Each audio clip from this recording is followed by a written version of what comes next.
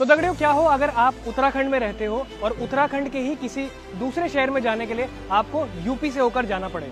हम बात कर रहे हैं मेरे शहर से होकर गुजरते लाल ढांग चिल्लरखाल मार्ग की। इसलिए हम सारे यहाँ जंतर मंतर।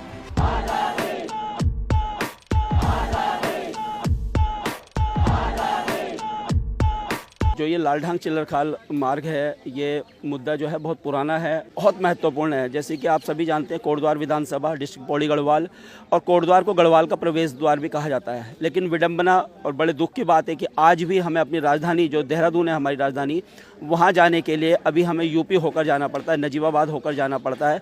राजधानी के साथ साथ हरिद्वार जैसे एक सांस्कृतिक शहर है, वहाँ पर हमें बहुत सारी चीज़ें करने के लिए वहाँ जाना पड़ता है। एम्स जो कि ऑल इंडिया मेडिकल है ऋषिकेश में, वहाँ भी हमें स्वास्थ्य के लिए, वहाँ पर भी हमें जो है नजीबाबाद यूपी होकर जाना पड़ता है। नहीं बनना मुझे स्लम डॉग मिलियनेयर, ये स्लम डॉग है मिशन पे, सिस्टम के कीड़े चोरे। कि ये रोड कुमाऊं और गढ़वाल को जोड़ती है, ये कुमाऊं रेजिमेंट और गढ़वाल रेजिमेंट को जोड़ती है। कल के दिन अगर कोई युद्ध जैसी स्थिति आ जाती है तो ये रोड हमारी सेना की भी मदद करेगी।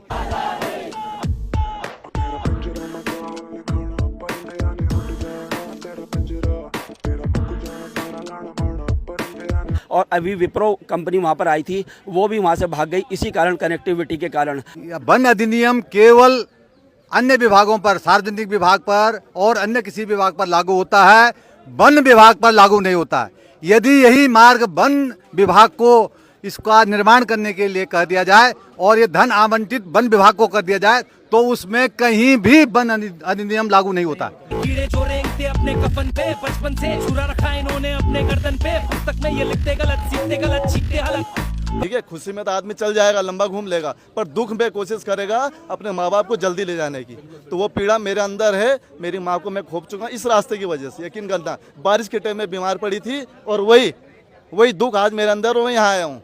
मैं हर भाबर वासी को कहना चाहता हूँ, आओ सपोर्ट करो भाई, आपके लिए। गढ़वाल बोले, गुमखाल बोले, छतपुली बोले, हम सब बोले कि ये एग्जिस्टिंग रोड है, ये कोई नई डिमांड नहीं है, किसी नई रोड की डिमांड नहीं है। गंगा बस सर्विस जीएमओ के माध्यम से इस पर चलती थी। 1962 के युद्ध के टाइम में फौजियों के लिए ये सेफ रास्ते के रूप में इसको सरकार ने दर्शाया था। यहाँ पर आज भी पैच वर्क मौजूद है, आप जाएंगे उस रोड से तो पुराना हरिद्वार मार्ग पर हम लोग तो बचपन में बहुत गए हैं। तो कोई नई मांग हम नहीं कर रहे हैं, सिर्फ सरकारों को जगाने का कार्य हो रहा है।